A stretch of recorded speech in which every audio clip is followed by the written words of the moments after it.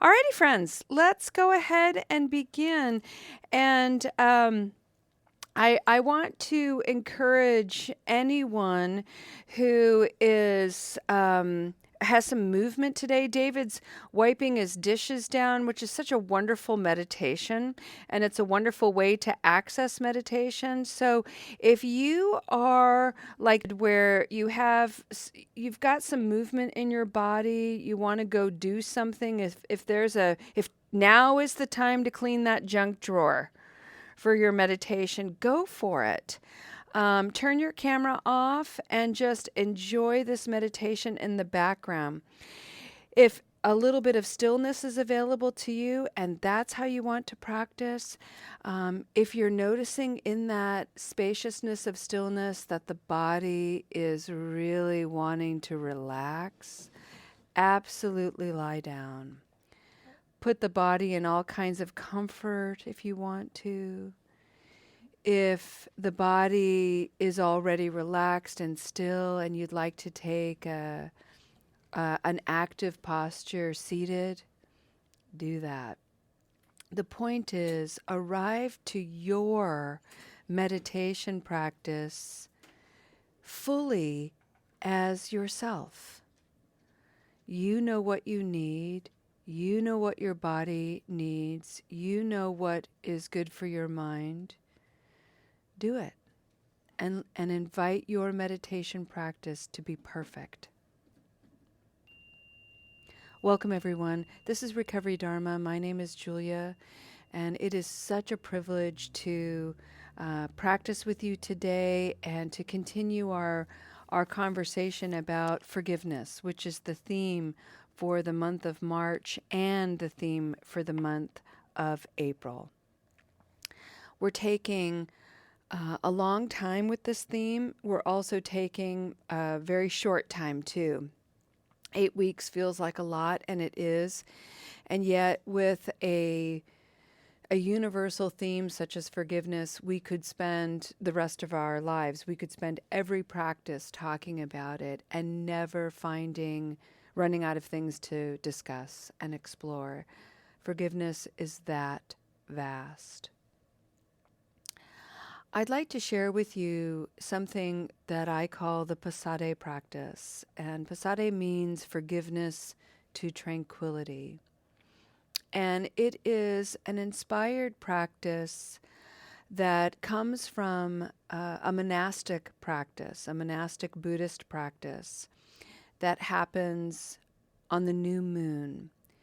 And it is a forgiveness ritual. It is a forgiveness set of prayers, set of meditations, where monastics gather together and they reflect on 4 ideas surrounding this very big thing called forgiveness.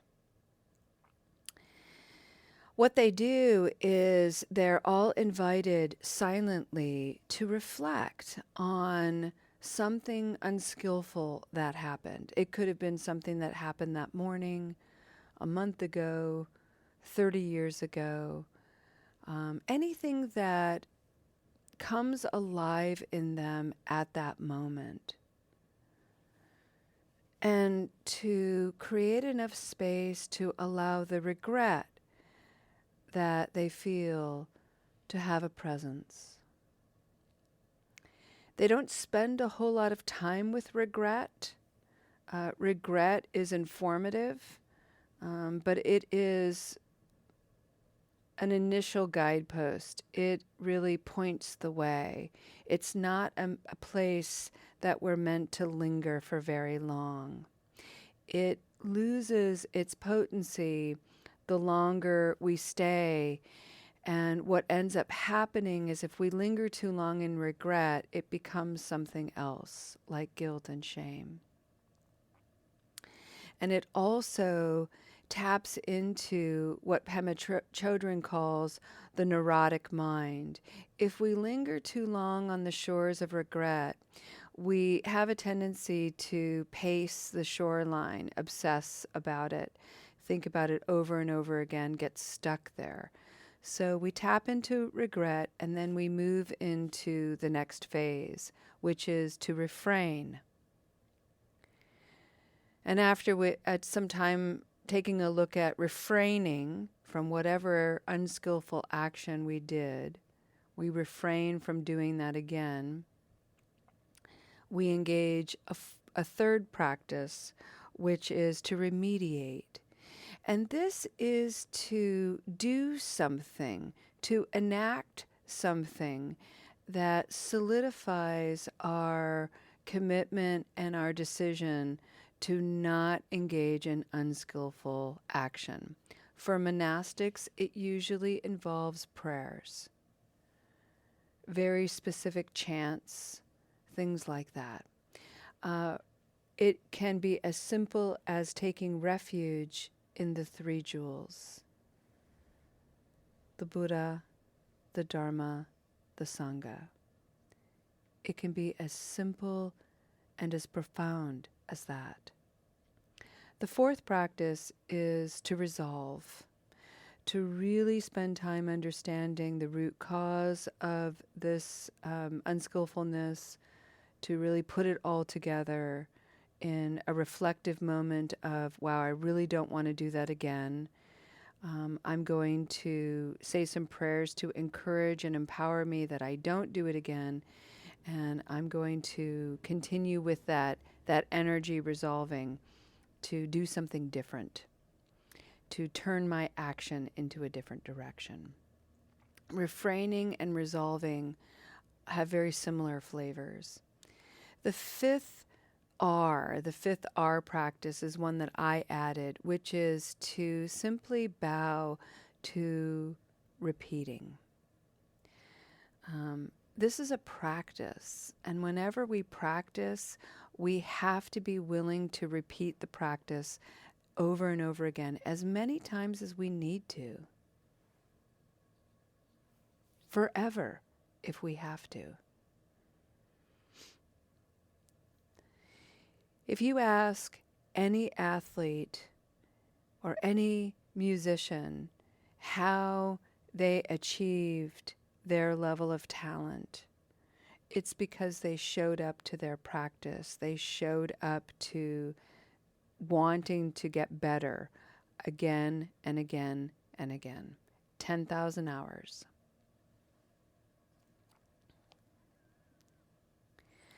Today, what I'd like to invite us to explore is the practice of refraining. And I'd like to add a different word. And the word that I'd like to bring forward is to reframe. So we've been working with regret, and we've been working with self-forgiveness. And the practice that I'd like to bring forward, when we refrain from doing that unskillfulness, it can feel, to my mind, like a really big leap. For example, when I'm unskillful in my speech, and I have an enormous capacity to be impulsive in my speech, to growl when I talk, to be passive aggressive in my speech. These are not things that I'm proud of at all. But they are alive in me. And when they come forward and when I project them outward, I have a real opportunity to see their effects and take action to do something different, to refrain. But we have this tendency in the mind to go big. Oh, that wasn't wise speech.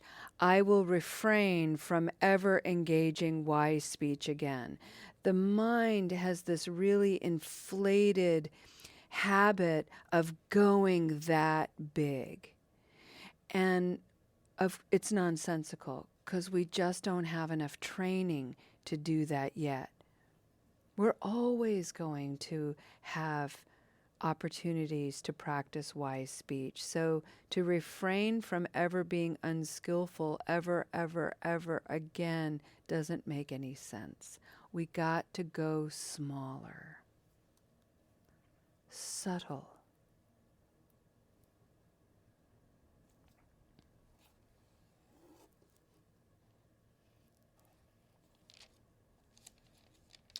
So what I'd like to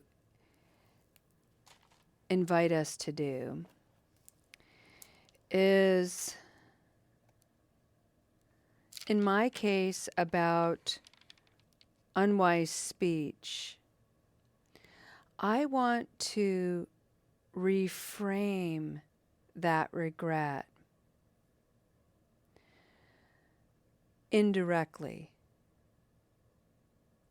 I want to work with my habit energy that is very, very direct, that says, I must never do that again. I must never engage in passive aggressive speech again. It's terrible. It always messes me up. It's true. What else is true? For me, it's too big of a bite. And so I have to step back and take an indirect approach to this very big habit energy of mine. So what I'm going to do, how I'm going to reframe my refraining of being passive aggressive, of being growly in my speech, is I'm going to allow the inner authoritarian, the inner dictator, the inner harsh speaker that is so quick to get its megaphone and tell me all the ways I'm a shitty person. I can't believe you did that. You did it again. You'll never learn. Ya na na na, rah, rah, rah, rah, bark, bark, bark, nipping at my toes, rah, rah, rah. Oh, that voice is so tedious. And that voice is a part of me. I'm not going to get rid of that voice. However, I don't need to let that voice be in the driver's seat of my life. So, one of the ways I can refrain from engaging unskillful habit energy is to remind that voice that they are welcome to sit in the back seat. I'm driving.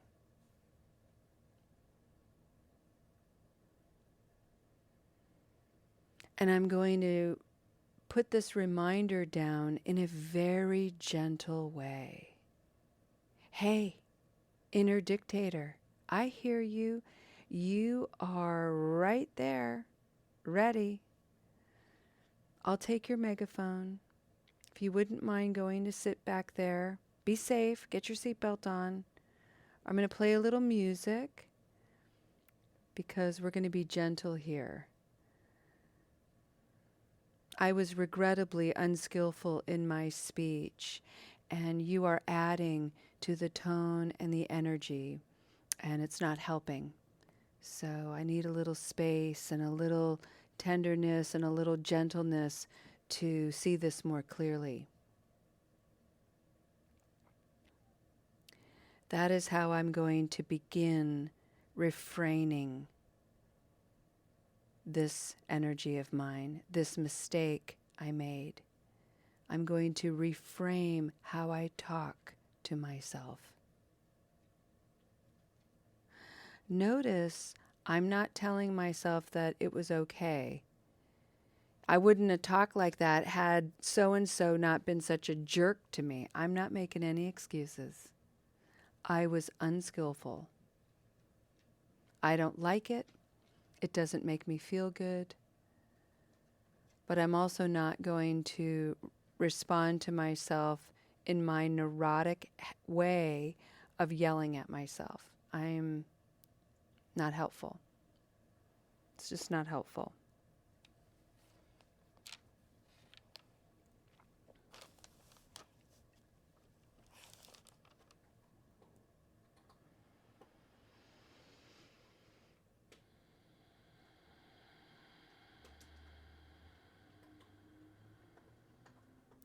It doesn't sound like a big deal to do this practice.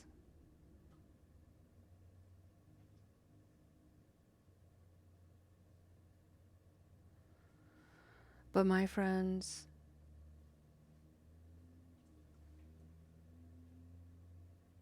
to meet your inner authoritarian with your Buddha nature is just like that famous photograph of the young woman who's putting a flower in the rifle of a soldier.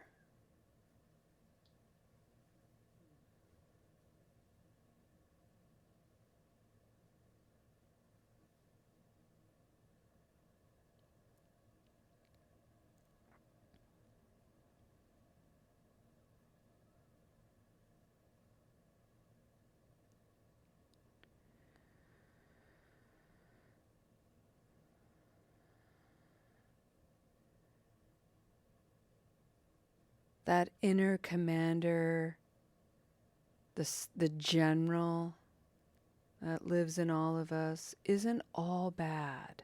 Remember, they have light qualities and shadow qualities.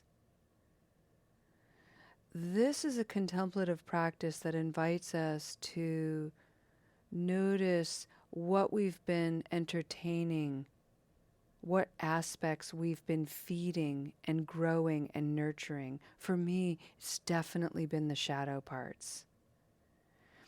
And by reframing and refraining this habit energy of mine, I'm simply now entertaining something else. Commander Julia, I hear you. I hear you. Let's have tea instead. Instead of you barking your orders at me, have tea. Let's take a stroll in the garden. Let's be gentle.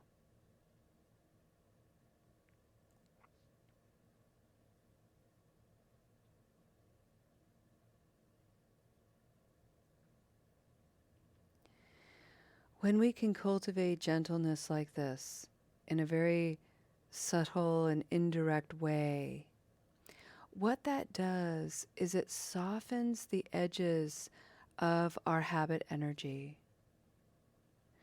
And when we feel that compulsive, impulsive, habitual way of being, of barking at a loved one, being unskillful, something in our psyche has shifted and says, whoa, whoa, whoa, whoa, whoa, wait, breathe, hang on.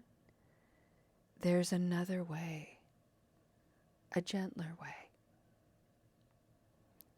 And over time and with practice, that particular unskillful habit energy changes.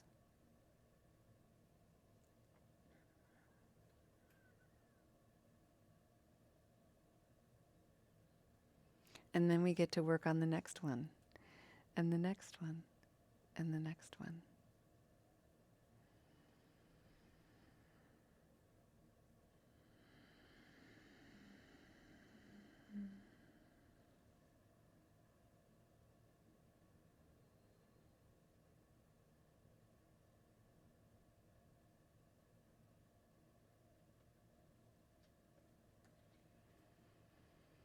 Breathing in, I regret unskillful actions.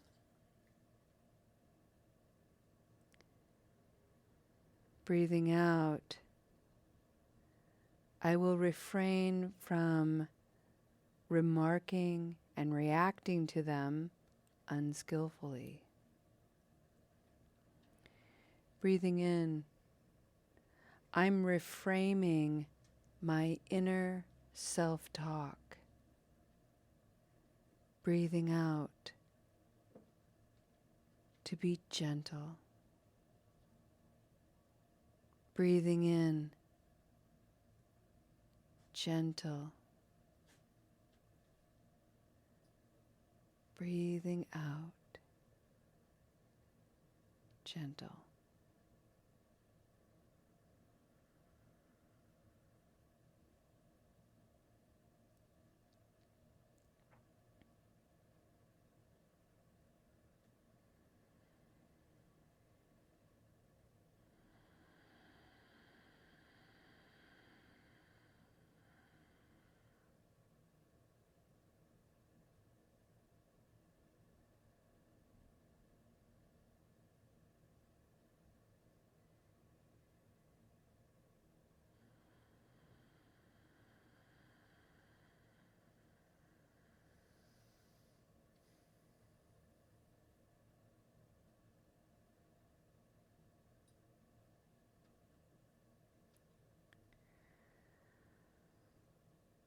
Friends, the practice of forgiveness is a practice of peacemaking. May your practice be gentle and have beauty.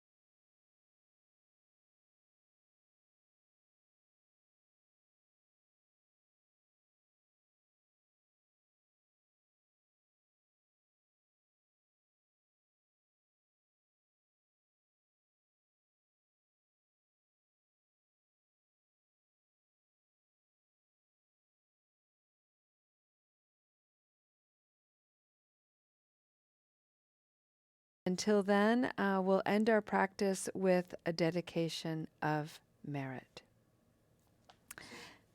Our dedication today comes from Thich Nhat Hanh. This is a book called Your True Home, and this is number 183, titled Acts of Enlightenment. And I love this one because, there's something about the practice sometimes where this idea of enlightenment is light years away. We'll never get there. I have to become a saint before I can ever have any access to enlightenment. And Thich Nhat Hanh just giggles about such distortions in the mind. And he has this to say: every time we make a mindful step, we are engaged in an act of enlightenment. We can be enlightened about the fact that we are making a step. Each step can have beauty in it. Friends, notice that Thich Nhat Hanh is not saying each forward step. Every step has the potential to be an act of enlightenment. Yes, friends, that includes all your backward steps, all your side steps, all your stumbling steps, all your solid steps. They are all, each of them, acts of enlightenment, acts of awareness, wisdom knocking on your door. He writes, washing a dish can be an act of enlightenment. Eating a tangerine can be an act of enlightenment. Smiling at a stranger is an act of enlightenment. Putting a flower in a gun is an act of enlightenment. Friends, thank you so much for all of your wise actions and your unskillful ones too.